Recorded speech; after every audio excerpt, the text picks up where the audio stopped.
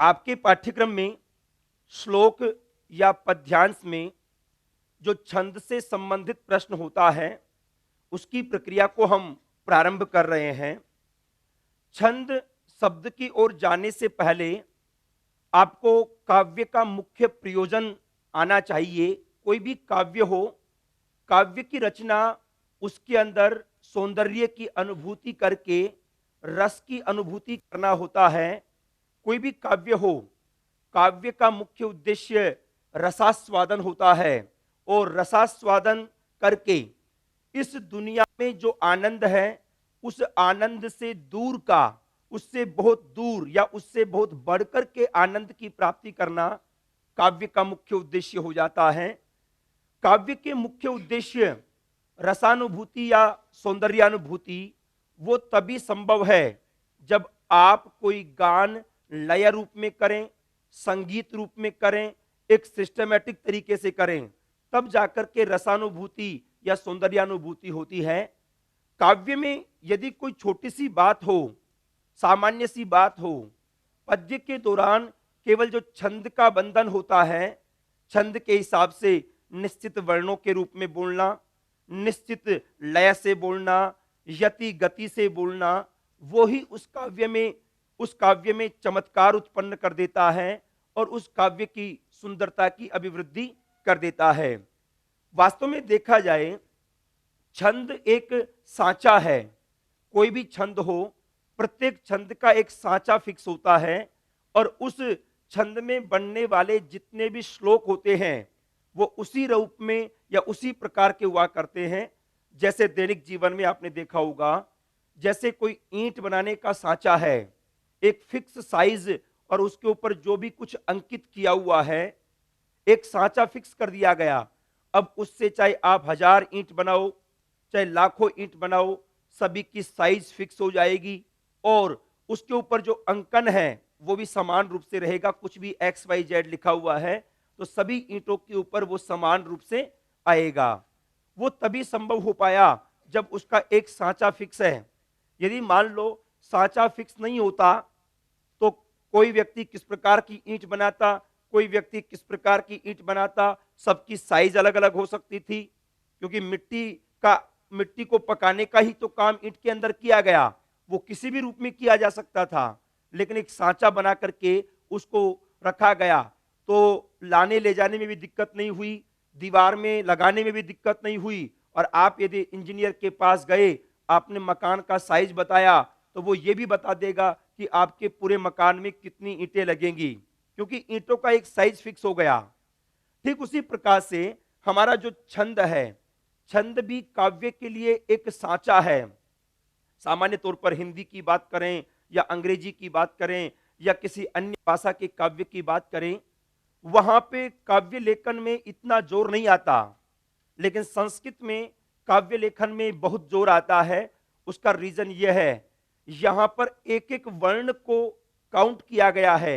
एक एक वर्ण को न केवल काउंट किया गया बल्कि व्यवस्थित भी किया गया है। जैसे मान लो कोई छंद चल रहा है जिसमें पहला लघु लघु वर्ण होगा, तो फिर अब काव्य बनाते समय सभी पंक्तियों के अंदर पहला वर्ण लघु होगा, दूसरा गुरु है तो सभी जगह गुरु होगा, तीसरा लघु है तो सभी जगह लघु होगा।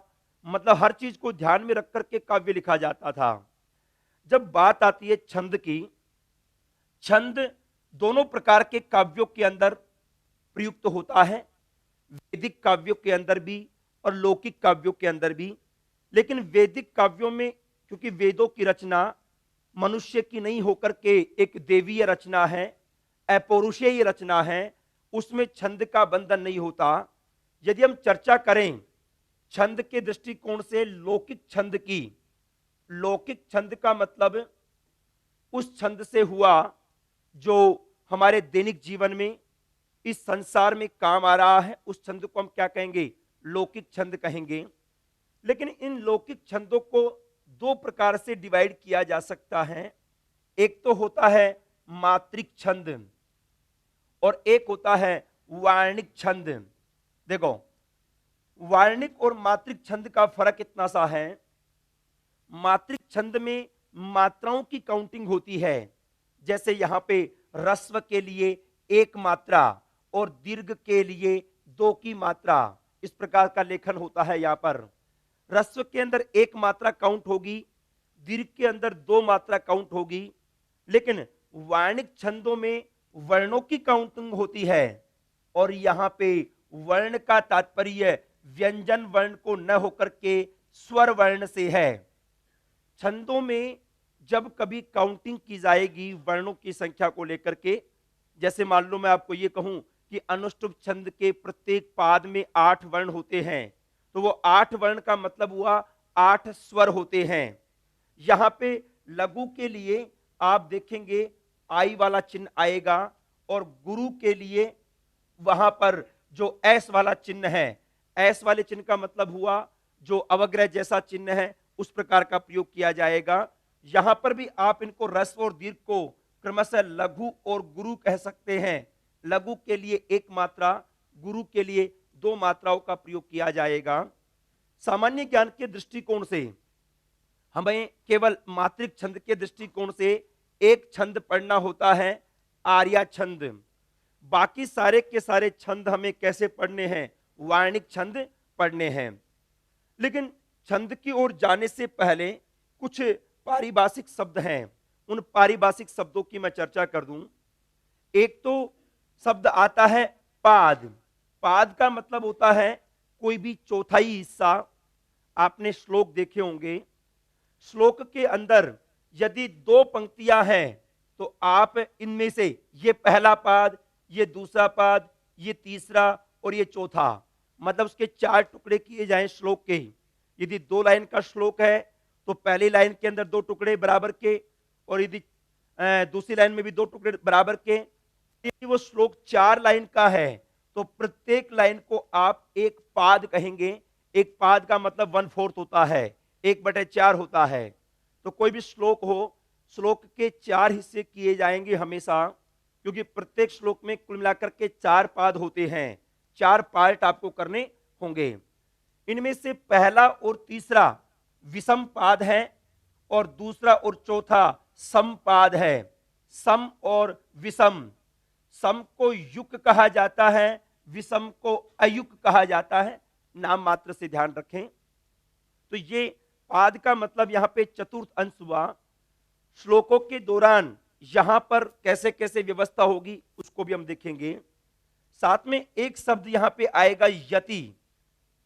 यति का मतलब होता है कोई भी श्लोक इत्यादि बोलते समय आप कहां पर रुक रहे हैं। मतलब एक लाइन बोल रहे थे, लाइन के लास्ट में तो आपको रुकना ही रुकना है, लेकिन बीच में कई बार 1 बार, कई बार 2 बार जो रुकने का काम होता है, हल्का सा अल्प विराम होता है, उसी को हम छंद के दौरान यति कहेंगे। जैसे मान लो आपको मैं एक 17 वर्ण का छंद बोल रहा हूं, शांताकारम भुजग शयनम पद्मनाभम सुरेशम। शांताकारम, मैंने 4 वर्ण एक साथ बोले। शांताकारम भुजग शयनम 6 एक साथ बोले, और लास्ट में 7 एक साथ बोले। तो ये जो टुकड़ा किया हमने 4, 6 और 7, बीच में लाइन एक ही थी, लेकिन बोलते समय आपने 2 टुकड़े कर दिए। तो 4 वर्ण के बाद में जो मैंने विश्राम लिया उसको छंद के दौरान क्या कहा जाएगा? यति। मतलब जो बीच में एक पाद के दौरान बीच में लिया जाने वाला जो विश्राम है उसको क्या कहा जाएगा? यति कहा जाएगा। जैसे आपने या कुंदेन्दु तुषार हार धवला, या शुभ्र वस्त्रावृता, तो आपने 12 वर्ण एक साथ बोले और 7 वर्ण एक साथ बोले। तो ये यति 12 वर्ण के बाद में या कुंदेन्दु तुषार हार धवला, या शुभ्र वस्त्रावृता, तो 12 एक साथ बोले, 7 एक साथ बोले। तो ये 12 के बाद में जो आपने अल्प विराम लिया, इसी को छंद में क्या कहा जाएगा? यति कहा जाएगा। एक सामान्य ज्ञान के दृष्टिकोण से आपको ये रखना है। लेकिन अब बात करते हैं हम छंद के दौरान आपको लघु गुरु की जो व्यवस्था है वो कैसे कैसे किस किस रूप में होगी। जैसे अभी हमने आपको बताया कि छंदों के दौरान वर्ण का तात्पर्य केवल और केवल स्वर से है। व्यंजन की कभी भी काउंटिंग नहीं होगी, आपको स्वर को काउंट करना है। और छंद की प्रक्रिया में जो भी हम लघु गुरु लगाएंगे वो लघु गुरु स्वर को लगाएंगे, तो अपने आप को स्वर की जगह स्थापित करके कोई भी काम देखना होगा। व्यंजन का मतलब यहां पे नहीं है, व्यंजन की काउंटिंग नहीं होगी, स्वर की प्रक्रिया को आपको देखना होगा। जैसे आप कोई भी गाड़ी चला रहे होते हैं, तो गाड़ी चलाते समय आपको कई चीजें ध्यान में रखनी होती है। जैसे मान लो आप गाड़ी चला रहे थे, आपके ध्यान हमेशा आगे होना चाहिए, पीछे ध्यान का आपको कोई मतलब नहीं है, क्योंकि पीछे वाला अपने आप आगे ध्यान रखेगा। आपकी नजर आगे होनी चाहिए। यदि आपने पीछे की तरफ ध्यान दिया तो हो सकता है कि कोई एक्सीडेंट हो जाए। ठीक उसी प्रकार से जैसे कि रोड के ऊपर कोई गड्ढा आ गया, आप गड्ढे में कूदने से पहले ब्रेक लगाएंगे, न कि अभी गड्ढा तो आया ही नहीं पहले ब्रेक क्यों लगाएं। गड्ढे में कूदने के बाद ब्रेक लगाने का कोई फायदा नहीं है। ठीक उसी सिद्धांत का पालन आपको छंद के दौरान करना होगा। जो भी आपको एक्शन या रिएक्शन करना है, आगे देख करके पहले करना होगा। मतलब आगे नजर रखनी होगी और आगे के आधार पर पहले ब्रेक लगाने हैं कि नहीं लगाने हैं, यह काम करना होगा। जब बात करें छंद के दौरान वर्ण की, तो वर्ण का तात्पर्य केवल स्वर से है, और स्वर के लिए जो लघु और गुरु की व्यवस्था है उसको आप एक बार समझ लें तो छंद का काम सरल हो जाएगा। लघु का मतलब हुआ जो ह्रस्व स्वर है। ह्रस्व स्वर का मतलब हुआ ए, ई, उ, री, ली। ये 5 स्वर है ना, ये ह्रस्व स्वर है। यदि आपको श्लोक के अंदर किसी भी पाद के अंदर यदि ये 5 स्वर मिले तो उसको आप लघु स्वर कहेंगे। मतलब या तो एक की मात्रा या जो आई वाला चिन्ह आप लगा रहे हैं वो लगाने का काम करेंगे। मतलब ह्रस्व स्वर के लिए आई का चिन्ह या एक की मात्रा का प्रयोग होगा। लेकिन जो दीर्घ स्वर हैं कौन कौन से, आ, ई, उ, री का तो दीर्घ होता नहीं है, और ए, ओ, आई, औ, इनको हमेशा गुरु माना जाता है। और गुरु मानेंगे तो मात्रिक छंद में 2 मात्रा, और आपने देखा वाणिक छंद में जो अवग्रह का चिन्ह है वो आपको लगाना होगा। ये तो क्लियर हो गया स्वर के आधार पर। लेकिन ह्रस्व स्वर के प्रसंग में एक बात कही, ह्रस्व स्वर के आगे यदि संयोग आ जाए, मैंने आपको संयोग की परिभाषा संज्ञा प्रकरण के दौरान दी थी, हलो अनंतराह संयोग है। जब 2 व्यंजन एक साथ आ जाएं तो उसको संयोग कहा जाता है। यदि ह्रस्व स्वर के आगे संयोग हो, संयोग का मतलब हुआ 2 व्यंजन एक साथ होना, या फिर ह्रस्व स्वर के आगे अनुस्वार, विसर्ग, अर्धविसर्ग इत्यादि आ जावें, तो फिर वहां पर ह्रस्व स्वर को भी दीर्घ अर्थात गुरु मान लिया जाएगा। मतलब यह हुआ दीर्घ वालों में तो आपको टेंशन लेने की आवश्यकता नहीं है, हमेशा ही द्विमात्रिक आएगा, 2 मात्रा हो जाएंगी या फिर एस वाला चिन्ह आ जाएगा।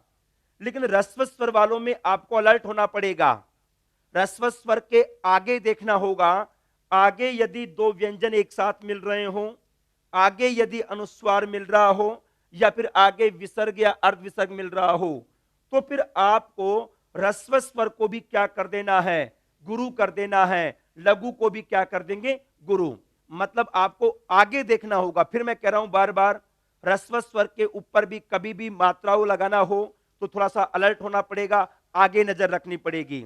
इनके आगे यदि संयोग हो या फिर 2 व्यंजन हो तो, या फिर मतलब अनुस्वार, विसर्ग, अर्धविसर्ग हो, तो ह्रस्व को भी आप क्या कर देंगे, गुरु कर देंगे। दीर्घ वालों में तो कुछ भी हो चाहे आगे हमेशा गुरु ही रहेगा, उसमें कोई भी परिवर्तन नहीं होगा। जैसे मैं एक शब्द ले रहा हूं यहां पर रमेश। अब देखो रमेश में र में ए है, मैं में ए है और श में भी ए है। मतलब छंद के दृष्टिकोण से इसको कितने वर्ण काउंट करेंगे, 3 वर्ण काउंट करेंगे। अब छंद का अलग हो गया, मैंने आपको बताया छंद में वर्ण का मतलब क्या है, स्वर से है। अब इसमें कितने वर्ण माने जाएंगे, 3 वर्ण माने जाएंगे। लेकिन देखो ये र में ए है ना, और ए के आगे संयोग भी नहीं है, इसका मतलब ये तो लघु रहेगा, एक मात्रा का चिन्ह हो गया। चलो अब मैं के अंदर ए है, अब एक तो गुरु के अंदर आता है, इसका मतलब इस पर कौन सा चिन्ह आएगा, एस वाला चिन्ह आएगा। और शह, शह में ए था। अब ए तो लघु है, लेकिन देखो ए के आगे क्या आया, विसर्ग आया ना, विसर्ग आया तो ये ए लघु के बजाय क्या हो जाएगा, गुरु हो जाएगा, और ये क्या बन जाएगा, एस। तो ये रमेश के ऊपर आपको वर्ण लगाना हो, मात्रा लगानी हो, तो कैसे हो जाएगा, आई एस एस। ऐसे मान लो आपने बनाया जैसे इंद्र है। अब देखो इसको देखना एक बार, इंद्र है, इंद्र में ई और ए स्वर मात्र, इसमें वर्ण कितने माने जाएंगे, केवल 2। यद्यपि व्यंजन तो इसमें न, द, र 3 व्यंजन भी थे, लेकिन वर्ण का मतलब यहां पे किससे है, स्वर से। अब ई नियमानुसार तो रस्व था, लघु होना चाहिए था, लेकिन ई के आगे देखो न, द, र, अब यहां पे ई क्या हो जाएगा, गुरु हो जाएगा। ठीक है, अब इसमें द्र में भी ए है, देखो इंद्र में क्या क्या है, ई, न, द, र, अह।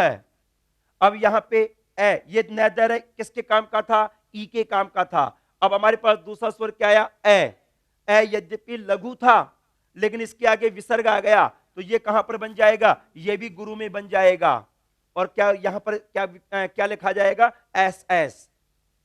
ऐसे ही मान लो आपने कोई भी रूप बनाया, जैसे नंबर 3, यहां पर हम रखते हैं कोई भी प्रसंग, सुरेंद्र है, या फिर अब इसको देखो आप एक बार, सुरेंद्र में ऊ छोटा है, ऊ छोटा है, आगे संयोग भी नहीं है, क्योंकि आगे तो केवल अकेला र है, तो ये तो लघु का लघु रहेगा। लेकिन इंद्र में, अब इंद्र में ए मिला, ए के आगे न, द, र का संयोग भी है, और ए के आगे तो चाहे कोई भी हो, हमें मतलब ही नहीं है, ए ओ आई ओ तो पहले से ही गुरु हो जाएगा। लेकिन द्र में वही पहले की तरह ए है, और ए के आगे क्या है, विसर्ग है, तो इसको स्थान पे क्या कर देंगे आप, एस कर देंगे। तो यहां पर भी लघु गुरु व्यवस्था किस रूप में रहेगी, आई एस एस। ठीक है, मतलब ये हुआ आपको लघु गुरु व्यवस्था में ए ई उ रिल री में अलर्ट होना पड़ेगा, क्योंकि बाकी में तो एस लगाना ही लगाना है। यदि इनके आगे संयोग है तो एस लगाएंगे, अन्यथा लघु लगाने का कार्य होगा। जैसे इधर देखो, अब एक शब्द ले रहा हूं मैं, क्षत्रिय। अब इसको थोड़ा सा मैं जो बात बताना चाह रहा हूं उसको समझना। क्षत्रिय में यद्यपि स्टार्टिंग में कै और से का संयोग है, लेकिन स्टार्टिंग का संयोग हमारे काम का नहीं है, क्योंकि हमें तो किसके ऊपर लगाना है, इसमें 3 स्वर हैं, ए ई ए, तो इसमें वर्ण कितने माने जाएंगे, 3 वर्ण। लेकिन इसमें देखो कै शे ए, अब बताओ ए के बाद आगे नजर रखेंगे, यदि पीछे की तरफ ध्यान देंगे तो एक्सीडेंट होगा। यहां पर नजर किसके ऊपर रहेगी, ए के ऊपर। अब ए तो लघु था, लेकिन इसके आगे हमने देखा तैर, आगे तैर 2 व्यंजन मिल गए, इसका मतलब लघु भी क्या हो गया, गुरु हो गया। लेकिन ये गुरु कैसे के आधार पे नहीं हुआ, बल्कि तैरे के आधार पे हुआ है। मैंने आपको गाड़ी का उदाहरण दिया, पीछे की तरफ नजर नहीं, नजर हमेशा आगे की तरफ।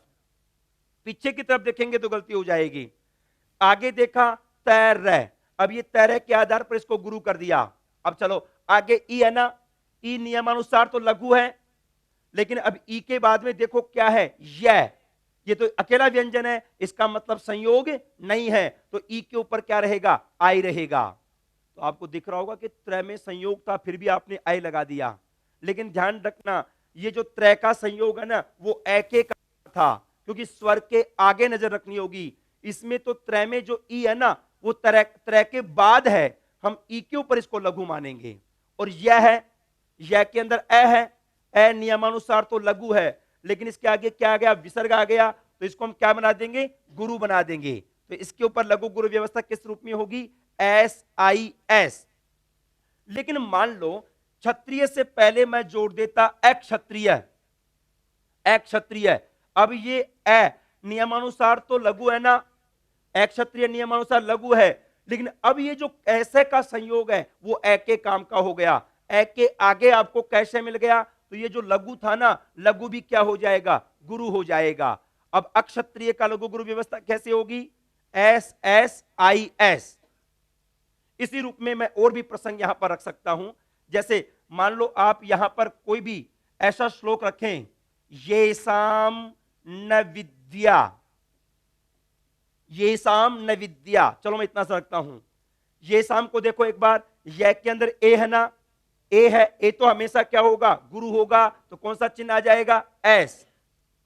साम है, साम में ऑलरेडी आ है, तो इस तो हमेशा ही गुरु रहेगा, चाहे आगे अनुस्वार हो चाहे नहीं हो। मतलब दीर्घ में तो आपको टेंशन लेने की आवश्यकता ही नहीं है, ये तो हमेशा गुरु होंगे, गुरु से बढ़ करके कुछ है नहीं छंद में। अब देखो इधर न, अब न के अंदर क्या है, ए है ना, और ए के आगे चेक करो क्या है, वी। वी तो कोई संयोग नहीं है, इसका मतलब न के ऊपर क्या आएगा, आई। न के ऊपर क्या आया, आई, क्योंकि न में ए क्या है, ह्रस्व। न की जगह ना होता तो ये एस हो जाता, लेकिन न में ए है। अब देखो आगे, आगे विद्या, विद्या में व के अंदर क्या मिला, ई। अब ई नियमानुसार तो लघु था, लेकिन आगे देखो, आगे द्या, द्या में किस किस का संयोग है, द और य का संयोग, तो ये लघु के बजाय क्या हो गया, गुरु हो गया। मतलब स्वर के आगे नजर रखें, स्वर के आगे दो व्यंजन मिल जाए, अनुस्वार मिल जाए, विसर्ग मिल जाए, तो उस लघु को हम क्या कर देंगे, गुरु कर देंगे। और दिया में तो आ है, आ है तो ये तो नियमानुसार पहले से ही गुरु है, तो इसमें कैसे हो जाएगा, एस। तो ये सामने विद्या को कैसे काउंट करेंगे, S S I S S. मतलब ये हुआ, कोई भी श्लोक हो, श्लोक के दौरान यदि आपको लघु गुरु व्यवस्था लगानी हो तो वहां पर इस प्रकार से आपको कार्य करना होगा। जैसे मैं एक यहां पर और प्रसंग रख लेता हूं जिससे आपको और भी क्लियर हो जाएगा। असंशयम, असंशयम क्षत्र परिग्रह क्षमा। अब इसके ऊपर यदि आप अलर्ट होकर के लगाएं, पहले तो ये बताओ इसमें वर्ण कितने माने जाएंगे छंद के दृष्टिकोण से। देखो 1 2 3 4 5 6 7 8 9 10 11 12, मतलब इसमें कितने वर्ण माने गए, 12। छंद के दृष्टिकोण से वर्णों के अंदर केवल किसको काउंट किया जाएगा, स्वरों को। अब सुनो, अब इसके ऊपर लघु गुरु व्यवस्था लगा रहा हूं मैं। ए लघु है, ए के आगे कोई संयोग भी नहीं है, इसका मतलब ये लघु का लघु रहेगा। स में भी ए लघु है, लेकिन ए के बाद में क्या आ गया, अनुस्वार आ गया, तो लघु के बजाय क्या हो गया, गुरु हो गया। फिर देखो श में ए है, अब ए के आगे कोई संयोग नहीं है, ये लघु का लघु रहा। अब यम, यम के अंदर भी ए है, लघु है, लेकिन ए के ऊपर अनुस्वार आ गया, तो लघु की जगह क्या हो जाएगा, गुरु। तो ये तो क्या बन गया, आई एस आई एस। अब आगे देखो, क्षय, क्षय में ए तो है, लेकिन कैसे पहले है, कोई काम के नहीं है हमारे लिए। इधर कोई लघु होता ना तो इसको पहले गुरु कर देता क्या, क्षय के आधार पर, लेकिन क्षय, क्षय में कैसे कोई काम का नहीं है, लेकिन इसमें ए तो है, नियमानुसार ए तो क्या होना चाहिए, लघु, लेकिन आगे देखो तैर का संयोग मिल गया, तो लघु के बजाय क्या हो जाएगा, गुरु। और त्रय में, त्रय के अंदर जो ए है वो लघु का लघु रहेगा, क्योंकि इसके आगे संयोग नहीं है। ये त्रय ए के काम का नहीं है, त्रय तो पहले रह गया, क्योंकि इसका टुकड़ा करेंगे तो क्या होगा, तैर, तैर पीछे रह गया, पीछे देखेंगे तो काम बिगड़ जाएगा, आपको नजर आगे रखनी होगी। अब त्रय में ए के आगे तो संयोग नहीं है, तो लघु। ऐसे देखो पै में, पै के आगे भी संयोग नहीं है, लघु। अब री को देखो, री के अंदर ई है ना, नियमानुसार तो लघु था, लेकिन आगे ग और रे का संयोग दिख रहा है ना ग्रह के अंदर, तो ये लघु क्या हो जाएगा, गुरु। लेकिन ग्रह, ग्रह में गैर, मतलब गैर ए के काम का नहीं है बल्कि ई के काम का था, तो ए के ऊपर तो वही लघु। अब है देखो, है के अंदर भी ए है, लघु है, लेकिन है के आगे देखो क्या है, क्षय, क्षय में संयोग है कै और शय का, तो लघु क्या हो जाएगा, गुरु। और क्षय में ए है, इसमें कोई काम का नहीं है, कैसे पहले रह गया, लघु का लघु, और मां के अंदर आ है, आ को गुरु करेंगे तो एस हो जाएगा। इस प्रकार से आपको लघु गुरु व्यवस्था रखनी होगी। यह चीज याद रखो, यदि आ ई उ रील री ए ओ आई औ ये दीर्घ वाले आ जाएं, जब तो आपको क्या करना है, गुरु करना ही करना है, एस वाला चिन्ह। नहीं तो रस्व ए ई उ री हो, उनमें आपको लघु लगाना होगा, लेकिन उसके आगे चेक करना होगा। मतलब ये चीज वो स्थिति है जहां पर आपको थोड़ा अलर्ट होना पड़ेगा रस वालों में कि आगे कोई संयोग अनुस्वार विसर्ग तो नहीं है। तो लघु गुरु व्यवस्था में आपको कैसे रस्व और कैसे लघु लगाया जाता है उसके बारे में चर्चा की। अब देखो, श्लोकों के प्रसंग में एक बात कही जाती है, आपने देखा होगा, जैसे विभिन्न परीक्षाओं के अंदर कोई विद्यार्थी 6 पेपर में से 5 पेपर में पास हो गया और एक पेपर में या 2 पेपर में यदि कभी कभार 1 या 2 नंबर कम पड़ जाएं, 3 नंबर कम पड़ जाएं, तो आपने देखा होगा उस पेपर के अंदर गोला लगा करके बाय ग्रेस 1 नंबर या 2 नंबर इत्यादि से पास किया जाता है। काफी भाग्यशाली लोगों को ये अंक मिलते हैं। ये जो जिस प्रकार से वो कब किया गया, जब 1 नंबर कम रहा, 2 नंबर कम रहे, 3 नंबर कम रहे तो बढ़ा सकते हैं। ये नहीं उसके 36 के बजाय 37 आ गए तो -1, ऐसा नहीं करते हम। वहां पर यदि कम रहे तो 1 अंक बढ़ाया जाता है। छंद में एक बात इसी तरह की है, पाद के अंत में कोई श्लोक की लाइन चल रही हो और आपको आवश्यकता गुरु की हो और यदि वहां पे लघु आ रहा हो तो आप आवश्यकता के अनुसार एक मात्रा जोड़ लें, अर्थात पाद के अंत में, केवल लास्ट में। बाय ग्रेस सभी में नहीं किया जाएगा, एक परीक्षा 1 पेपर में या 2 पेपर में होता है। यहां पर ध्यान रखें, लास्ट के अंदर यदि आवश्यकता हमें गुरु की हो और दिया हुआ यदि लघु है तो लघु को आवश्यकता के अनुसार गुरु कर लिया जाएगा, लेकिन गुरु को लघु नहीं करेंगे। लघु को आवश्यकता के अनुसार क्या किया जा सकता है, गुरु किया जा सकता है। अब सुनो, आपको थोड़ा अजीब लग रहा होगा, लेकिन यहां पर जो रस्व दीर्घ लगाने की जो प्रक्रिया है, ये जो एक ISI लगाने की जो प्रक्रिया है, आपके सुक्ति वाले पार्ट में जब बीच में से कोई पद गायब कर दिया जाए वहां पे महत्वपूर्ण योगदान रखेगी। तो सबसे पहले आप लघु गुरु व्यवस्था को देखें, किस प्रकार से लघु गुरु व्यवस्था लगेगी, अभी हम और भी चर्चा क्रमशः करेंगे। अब सबसे पहले हम आते हैं एक विज्ञान, यहां पर वर्णों के प्रसंग में ही गण। गण का मतलब होता है, ये जो आपने ISI लगाया ना, 3 वर्णों के समुदाय को, 3 वर्णों का जो ग्रुप है उसको एक साथ, जैसे देखो इधर ISI, SSI, ISI, SIS, ऐसे स्टार्टिंग से पहले वर्ण से 3-3 की ग्रुपिंग की जाती है और ये जो 3 वर्णों का ग्रुप है उसको छंद के दौरान गण कहा जाता है। गण का मतलब क्या हुआ, मतलब 3 वर्ण एक साथ मिलाकर के उसका एक गण बनेगा। और ये गण कैसे कैसे होंगे, देखो, यमाता, राज, भान, सलगम या सलगा, कोई भी लगा लीजिएगा। देखो इधर यमाता, राज, भान, सलगा। अब देखो आई लघु है ना, आई, मां एस है, ता में आ है एस, रा में आ है एस, जय में I S, I I I S. अब देखो 8 गण कैसे काम आएंगे। यहां पर य का मतलब यगण, मा का मतलब मगण, ता का मतलब तगण, रा का मतलब रगण, जय का मतलब जगण, भा का मतलब भगण, न का मतलब नगण और स का मतलब सगण। क्योंकि 3-3 का ग्रुप चाहिए ना। अब मान लो आपको यगण बनाना हो, मैं इसलिए बता रहा हूं, बहुत लॉजिकल है, रटने की जरूरत नहीं पड़ेगी।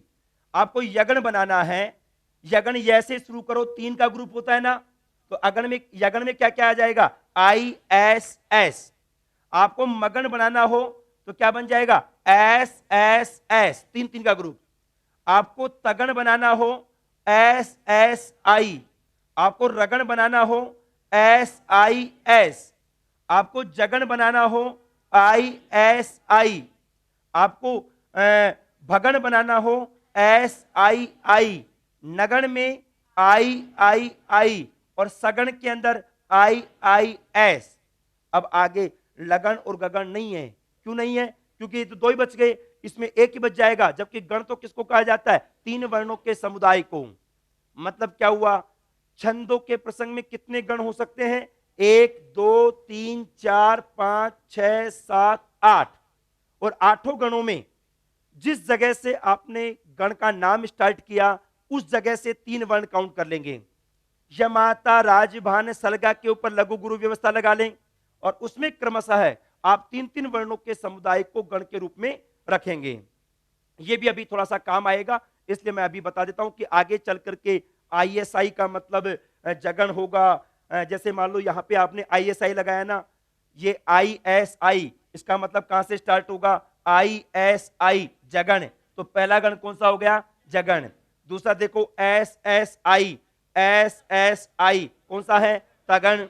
और ऐसे ही ISI जगन, और SIS चेक करो, SIS क्या है? रगण। तो यहां पे जगन तगन जगन रगण। तो ये गण व्यवस्था के लिए एक छोटी सी लाइन थी, यमाता राजभान सलगा, उसके ऊपर लघु गुरु लगा लो। बोल लीजिएगा सभी एक बार, यमाता राजभान सलगा। तो ये पूरी की पूरी प्रक्रिया आपके छंद के दौरान हमारे पास काम आएगी। यमाता राजभान सलगा लघु गुरु व्यवस्था के लिए आवश्यक है, जिसको मैं एक तरफ साइड में लिख लेता हूं, अभी आपको काम आएगा। अब बात आती है आपके छंद के प्रश्न की। आपको लगेगा कि ये इतना कैसे याद होगा हमें। छंद के प्रश्न के लिए आपके पास कोई भी कठिन प्रसंग नहीं होगा। देखो इधर, यमाता राजभान सलगा, ISSSIIIIS,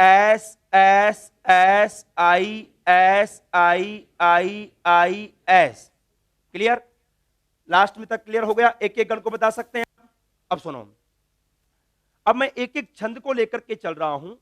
पहले मैं आपके एग्जाम के दृष्टिकोण से किस प्रकार से छंद का प्रसंग आप याद रख सकते हैं और किस प्रकार से सुक्तियों के प्रसंग में वो काम आ सकता है, दोनों का विज्ञान रख रहा हूं।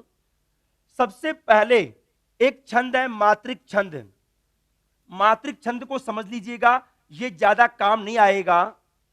आपको यदि लगे कोई भी श्लोक आपकी परीक्षा में आ जाए और आप वहां पे वर्णों को काउंट करें, देखो एक सबसे बड़ी बात यह, श्लोकों के अंदर एक पाद में जितने वर्ण होने चाहिए थे ना, चारों के चारों पाद में समान वर्ण होने चाहिए। जितने भी वार्णिक छंद है ना, वार्णिक छंदों में यह नियम काम करता है। यदि किसी के एक पाद में 8 वर्ण आ गए ना, तो चारों पादों में 8 8 8 8 होंगे। किसी में 11 आ गए तो चारों में 11 होंगे। किसी में 12 आ गए तो चारों में 12 होंगे, फिक्स है। एक भी वर्ण कम ज्यादा नहीं हो सकता वार्णिक छंदों में। लेकिन आपको लगे आपकी परीक्षा में कोई ऐसा श्लोक आ जाए जिसमें आपने काउंट किया तो चारों के चारों पादों में वर्णों की संख्या ऊपर नीचे थी, किसी में 10 वर्ण, किसी में 15 वर्ण, किसी में 12 वर्ण, किसी में 18 वर्ण, आपने देखा कि वर्णों की संख्या फिक्स नहीं है, तो उसमें आप बिना सोचे समझे आंसर कर देना कि वहां पे छंद कौन सा है, आर्या छंद है, पक्का है। जब आपको चारों के चारों पादों के अंदर वर्ण बराबर नहीं दिखे तो पक्का है वहां पे आर्या छंद होगा। जैसे सबसे पहले आर्या को देख लीजिएगा, नीचे एक श्लोक दिया हुआ है, अपरितोषाद विदुषाम न साधु मन्ये प्रयोग विज्ञानम बलवदपि शिक्षितानाम आत्मन्य प्रत्ययन चेत है। आपने पहली लाइन को काउंट किया, जैसे अपरितोषा विदुषा न साधु में ये प्रयोग विज्ञान, कुल मिलाकर के यहां पर 19 वर्ण आ गए। अब आप सोचो यदि 2 पादों में बांटना होता तो 19 को कैसे बांटते? या तो बराबर होता, सम संख्या होती तो ही बांटते। आपने देखा अपरितोषाद विदुषाम में तो 4 5 और 3 8 हैं, और आगे देखो न साधु 3, मन्ने 2 5 और 3 6, 5 और 6 11 हैं। एक में तो 8 आ गए, एक में 11 आ गए, तो ये बराबर नहीं हुआ। ऐसे नीचे भी देखा आपने, बलवदपि शिक्षितानाम, और आगे आत्मन्य प्रत्ययन चेत है। वर्णों की संख्या जब आपको गड़बड़ सी दिखे, आपको सीधा सा ध्यान रखना है, केवल और क्लियर कट ध्यान रखना है। आर्या छंद में जब किसी श्लोक में आपको सभी पादों के अंदर वर्णों की संख्या समान नहीं दिखे तो 100% आपको आर्या छंद करना है। और आर्या छंद में केवल आपको इतना सा ही ध्यान रखना है, इसके अलावा कोई लक्षण रटने की आवश्यकता नहीं है, क्योंकि आर्या छंद कभी भी आपके सुक्तियों के दौरान भी काम नहीं आएगा, क्योंकि इसके अंदर लघु गुरु व्यवस्था फिक्स नहीं होती। इसलिए सबसे पहला काम तो हमारे पास यह आ जाएगा कि जो आर्या छंद है, यदि वर्णों की संख्या असमान दिखाई दे, इसको मात्रिक छंद इसलिए कहते हैं, यहां पे देखो आप, जैसे आ के ऊपर दो लिखा हुआ है ना, आ दीर्घ था इसलिए दो लिखा हुआ है।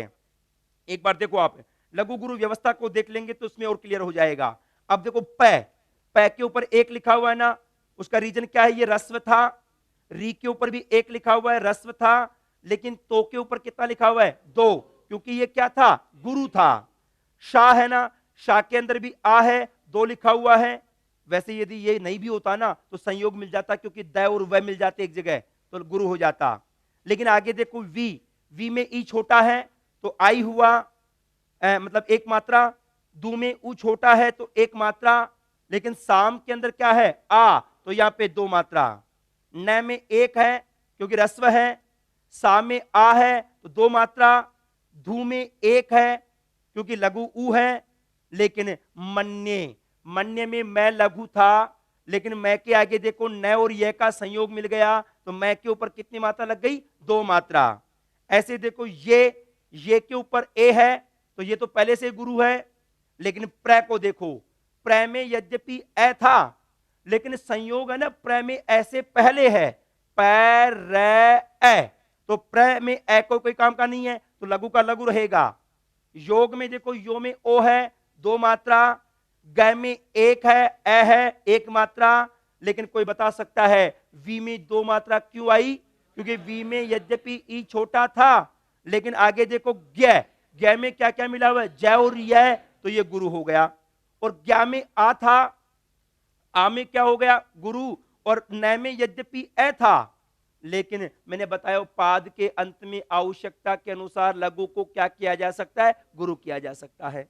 ऐसे नीचे देखो, ब में एक, ल में एक, व में भी एक, द में भी एक, पी में भी एक, लेकिन सी में दो।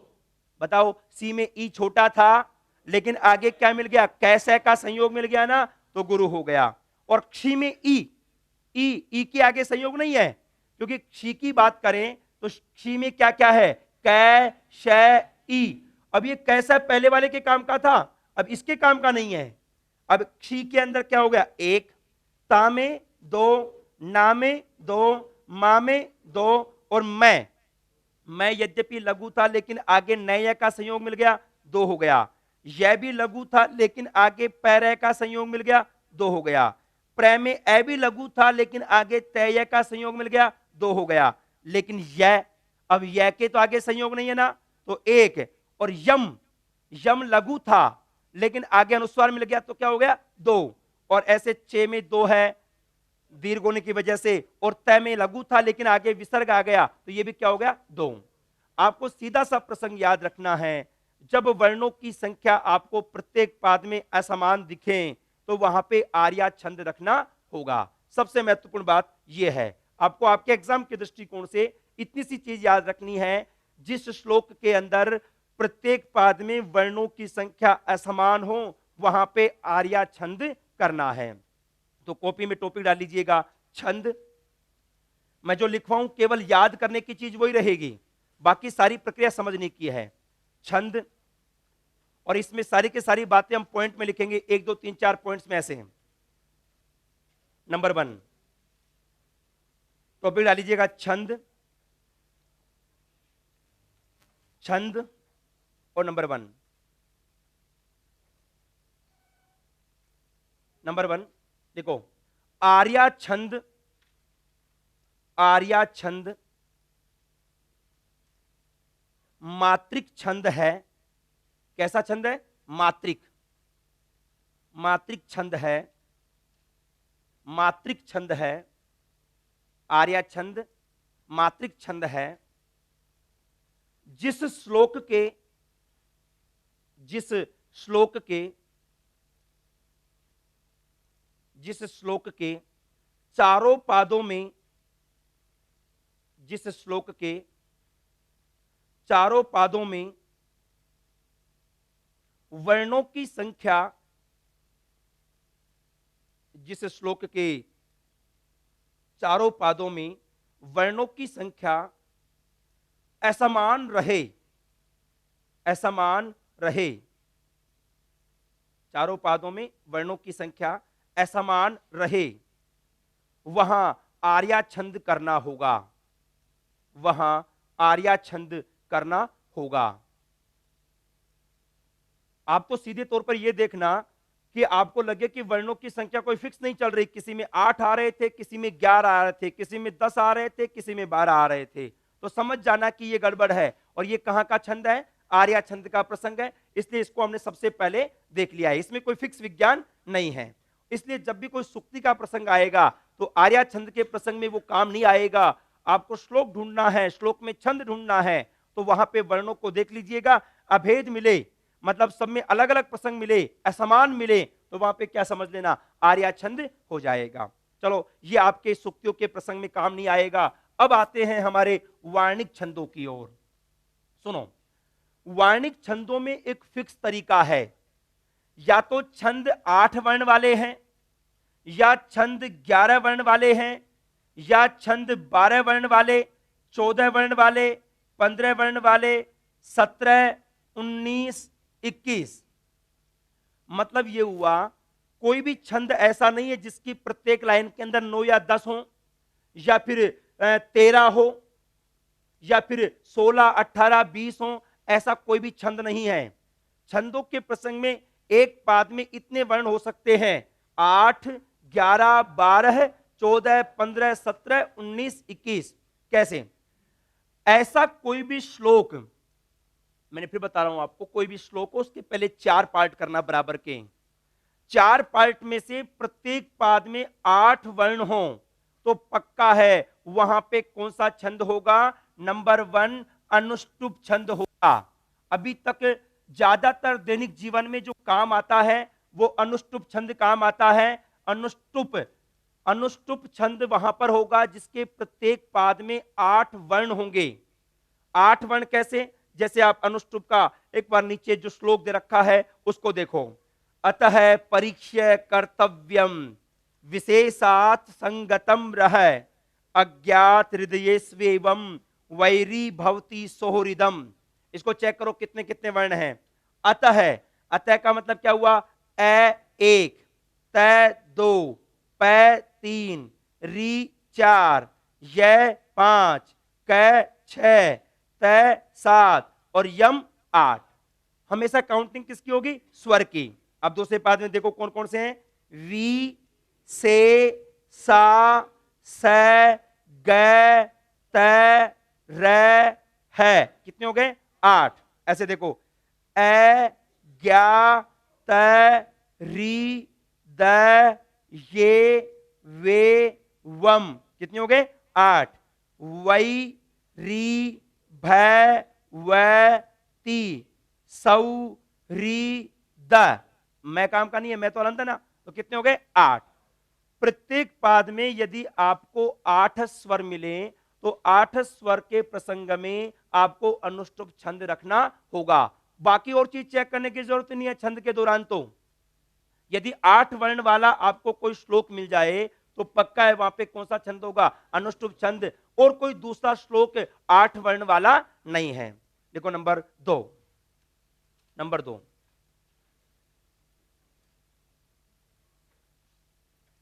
जिस श्लोक के, नंबर 2, जिस श्लोक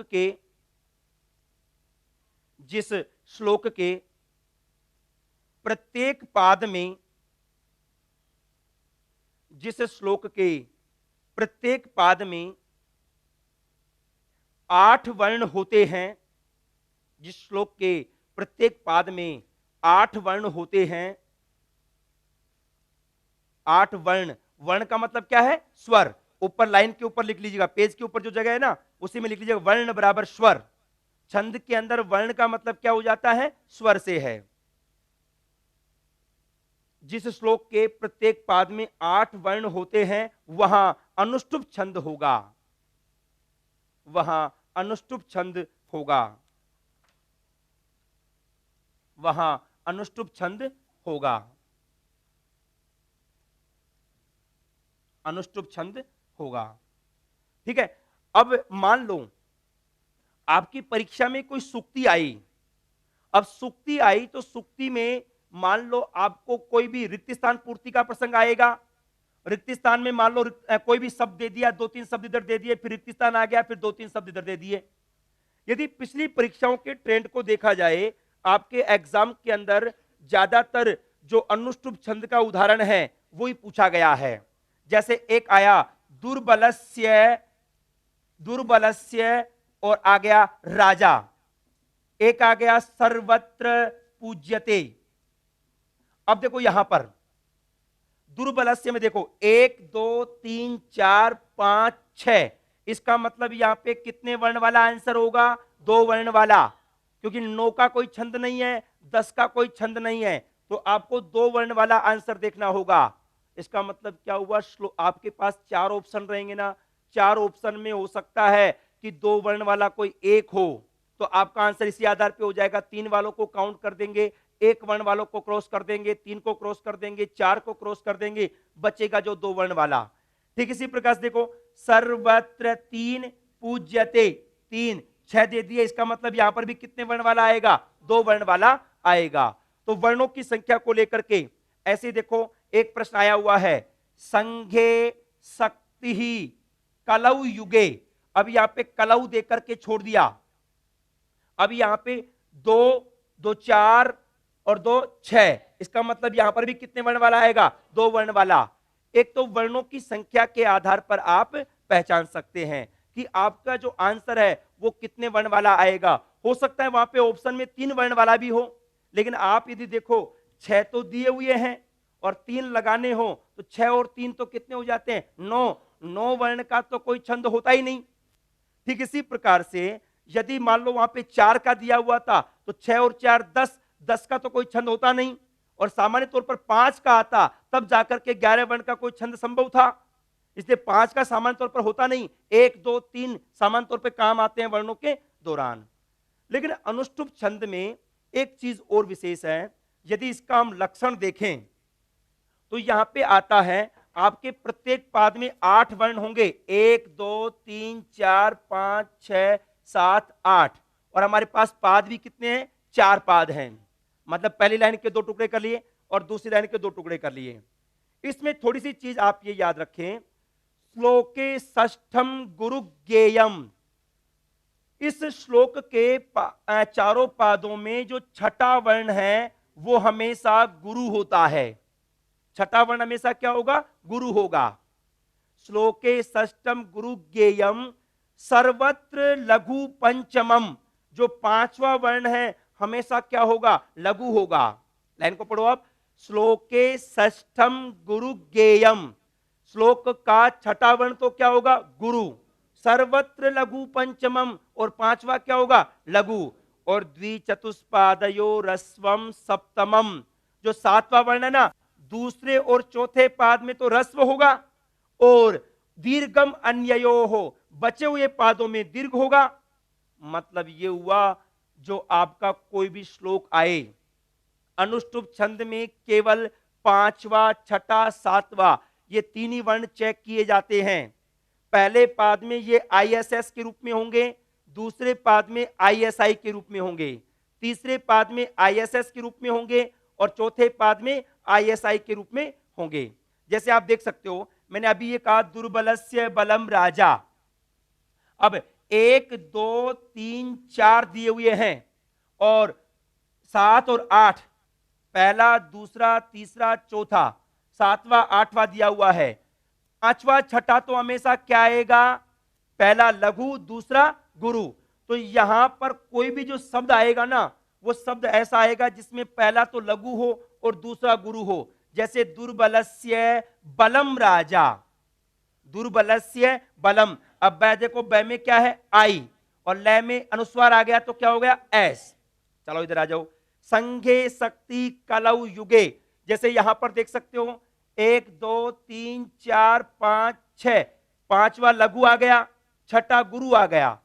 अब युगे, यहां पर 2 वर्ण के आधार पर आपको युगे रखा, युगे में एक आई और गए एस, इसका मतलब या तो ये कोई दूसरी पंक्ति का है या फिर ये कोई चौथी पंक्ति का है। तो यहां पे लघु गुरु व्यवस्था में सामान्य तौर पर ये तो ध्यान रखें, कम से कम 5वां लघु और छठा गुरु होगा। आपकी ज्यादातर संभावना रहेगी जो ये पांचवा छठे वाला प्रसंग है ना, वो आपसे परीक्षा में पूछा जाए। एक और आप ही की पूछा हुआ है, उसको मैं रखता हूं। एक लाइन दी हुई है, दो लाइन दी, काव्य शास्त्र विनोदेन, काव्य शास्त्र विनोदेन और कालो धीमताम, ऐसा प्रश्न पूछा गया। देखो, काव्य शास्त्र विनोदेन, कालो और डैश डैश लगा दिया। अब चेक करो इसको, 1 2 3 4 5 6 7 8, इसका मतलब पहले पाद में कितने हैं? 8। इसका मतलब ये तो पक्का हो गया कि ये कौन से छंद का है? अनुष्टुप छंद का। 1 2 3 4 5, 5 दिए हुए हैं हमारे पास, बाकी कितने रह गए? 3 बाकी रह गए। मतलब यहां पे जो भी आंसर आएगा ये तो पक्का है कि 3 स्वर वाला आएगा। ठीक है, अब हो सकता है कि आपके ऑप्शन में 3 स्वर वाले भी ज्यादा हों, ये भी हो सकता है। कोई 1 2 का हो, 1 4 का हो, तो 2 वाले को और 4 वाले को तो क्रॉस कर दिया। अब मान लो कोई 3 वाले 2 आंसर थे, तब उसमें क्या करेंगे? अब देखो इधर, ये इसका मतलब ये पहला पाद हो गया और ये कौन सा पाद हो गया? दूसरा पाद। तो दूसरे पाद में पांचवा और छठा तो सब जगह समान है, तो ये 1 2 3 4 5, तो कम से कम ये तो क्लियर है कि पांचवा वर्ण तो सब जगह लघु होता है ना, तो इसकी जगह जो आंसर आता है वो आता है गच्छति। अब ती में लघु था ना, इसलिए ये आपका आंसर क्या हो गया? गच्छति वाला हो गया। ज्यादातर काम तो आपका काउंटिंग को देख करके हो जाएगा। इस प्रकार से आपको लघु गुरु व्यवस्था में ये सारा प्रकरण काम आ सकता है। इसी प्रकार से आपके एक और देखो, जननी जननी जन्म भूमिश्च, अब खाली आ गया गरीयसी। अब आप देखो, 1 2 3 4 5 6 7 8, इसका मतलब 8 वर्ण वाला हो गया। पक्का कौन सा छंद है? अनुष्टुप छंद है। और आगे देखो, गरीयसी, 4 आ गए, इसका मतलब पक्का है कितने वर्ण वाला आंसर होगा? 4। और वहां पे 4 वर्ण वाला एक ऑप्शन हो सकता है, वहां पे आया स्वर्गादपि, 1 2 3 4। तो आपको ये देखना है, वैसे बेहतर तरीका ये होगा, आपके जो 4 ऑप्शन हैं उनमें से आप इस प्रकार से काउंटिंग करें पहले तो, और इस प्रकार से काउंटिंग करके फिर आपको जो बेहतर आंसर वहां पे बैठ रहा हो उसकी कल्पना आप वहां पर कर सकते हैं। विशेष तौर पर अभी तक जितनी परीक्षाएं आई उनके अंदर अधिकांश आपकी जो 8 वर्ण वाला जो छंद था उसके आधार पर सुक्तियां पूछी गई हैं, तो वहां पर आपको ये ध्यान रखना होगा। तो नीचे जहां पर आपने कॉपी में लिखा उसी में ये ऐसा कैसा डायग्राम बना लो, इसी के इसी रूप में 8 वर्ण होंगे ना, 8 वर्ण ऊपर 1 2 3 4 5 6 7 8, और ये इधर क्या है? ये पाद है ना, पहला पाद, दूसरा पाद, तीसरा, चौथा। और काम केवल कौन सा आएगा? 5वां, छठा, 7वां, बाकी को चेक करने की आवश्यकता नहीं होती यहां पर। तो 5 के नीचे तो सब में आई आई आई कर लीजिएगा। 5वां तो हमेशा क्या होगा? लघु। यदि कोई प्रश्न ऐसा है जिसमें 5वें छठवें से संबंधित हो तो ये और चेक कर लेना, 5वां वर्ण लघु आएगा और छठा वर्ण गुरु आएगा। जैसे बलम वाला देखा ना हमने, 5वां लघु और छठा गुरु, तो हो सकता है 2 वाले, ये बलम की जगह ज्ञानम हो सकता था। अब देखो इधर एक बार देखिए, मान लो दुर्बलस्य बलम राजा, ये सुक्ति आपसे पूछी गई और बलम को रिक्त स्थान दे दिया, तो आपको ये तो पता लग गया कि 2 वर्ण वाला होगा, लेकिन एक ऑप्शन बलम भी दे रखा था, एक ऑप्शन ज्ञानम भी दे रखा है, एक ऑप्शन दानम दे रखा है और एक दे रखा है मानम। अब देखो, बलम में पहला लघु दूसरा गुरु चाहिए था हमें, 5वां तो लघु चाहिए और छठा गुरु चाहिए, तो यहां पे देखो बलम ही था। देखो इसमें तो दोनों एस एस, यहां पर भी एस एस, यहां पर भी एस एस, ये आंसर आ ही नहीं सकते थे। यदि ये चारों ऑप्शन भी 2 2 वर्ण वाले होते ना, तो आपको 5वां लघु चाहिए और छठा गुरु चाहिए। कम से कम 5वां और छठा आपको याद रख लेना है, 5वां लघु होगा और छठा गुरु होगा। श्लोके षष्ठम गुरु ज्ञेयम सर्वत्र लघु पंचमम, कम से कम ये चीज आपको याद रखनी होगी। मैं इसके ऊपर इतना फोकस इसलिए कर रहा हूं, आपके जो सुक्ति आएगी अधिकाधिक संभावना है अनुष्टुप छंद की आए। ठीक है, तो ये 8 वर्ण वाले छंद के दौरान आपको अनुष्टुप छंद रखना है, और किस प्रकार से जो आपके परीक्षा में पूछे जा सकते हैं, वहां पर आ सकता है। एक और प्रश्न मैं यहां पर रख रहा हूं जो कि आपसे पूछा गया, उद्यमेन ही सिद्ध्यंती, उद्यमेन ही सिद्ध्यंती, और रिक्त स्थान दे दिया न मनोरथई ही। अब देखो, चेक करो एक बार, 1 2 3 4 5 6 7 8, इसका मतलब क्या हुआ? अनुष्टुप छंद होगा। ये तो पहला पाद हो गया। अब देखो 1 2 3 4 5 दिए हुए हैं, इसका मतलब जो भी आंसर होगा 3 वर्ण वाला होगा। और यहां पे जो आंसर आया था वो आया था कार्याणी। मतलब कम से कम आप वर्णों को काउंट कर सकते हैं कि आपका जो आंसर है वो कितने वर्ण का होगा। फिक्स है, 3 वर्ण वाला ही आंसर होगा, चाहे उसका कोई पर्यायवाची आ जाए। कार्याणी की जगह ऐसा कोई पर्यायवाची होता जिससे कार्य की जगह 3 शब्द होते, 4 शब्द होते, उसको नहीं रखेंगे। जो मेन 3 शब्दों की हमें आवश्यकता है उसी को आपको वहां पर रखना होगा। इस प्रकार से सबसे पहले हमने 8 वर्ण के छंद की चर्चा की, जिसमें आपको अनुष्टुप छंद का कार्य करना है। मतलब ऐसा कोई भी श्लोक आपको लगे जिसके प्रत्येक पाद में 8 वर्ण हो, तो वहां पे अनुष्टुप छंद होगा छंद के दृष्टिकोण से तो। और सुक्ति के अंदर यदि 8 वर्ण वाली बात चल रही हो तो वहां पे जितने वर्ण दिए हुए हैं उनको 8 में से माइनस कर देना, उतने ही वर्ण वाला आपका आंसर वहां पर होगा। ये थोड़ा सा लॉजिकल बात बता रहा हूं, यदि आपको सुक्ति याद नहीं है तो। यदि याद है तो आपको क्लियर है, आपको आ ही जाएगा प्रसंग। लेकिन ऐसा कोई श्लोक आ गया जो आपने पहली बार पढ़ा हो, उसकी सुक्ति पूछ ले तो फिर आपको दिक्कत नहीं हो, इस वजह से ये चर्चा मैं कर रहा हूं। तो 8 वर्ण वाली बात कंप्लीट। अब आते हैं हम 11 वर्ण वाले छंदों की ओर। सुनो,